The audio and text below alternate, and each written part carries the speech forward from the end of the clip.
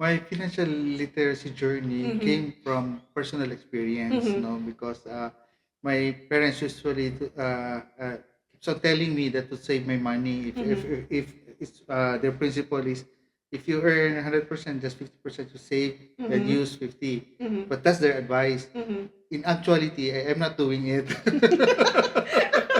So it took Oo, me oo. it took me a hard lesson really Mhm. to teach that to learn that Mhm. financial literacy. Mhm. Kumbaga I was exposed on a physical, Mhm. although there was an advice from me to do this and to do that. In Mhm. fact, when I was a child, so we have this the coin piggy bank. We have Alkansya, that oo, alcansya, yes. oo.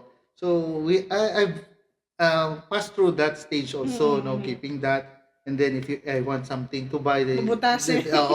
gamitin mo lang yan. You have to break it and then Oo. you buy a Mhm. bicycle or something. Mhm. So I grew up like that. No? Mhm. So in fact, I even got into more debts than income. No, financial planning came into Mhm. me na Mhm. that I have to be frugal. Mhm. I have to prioritize what my expenses are. Mhm. Mga ganyan. Mhm. Then here comes sa bank. We are promoting the financial literacy, Mhm. being a banker. Yes. Mhm. So Mhm. yeah.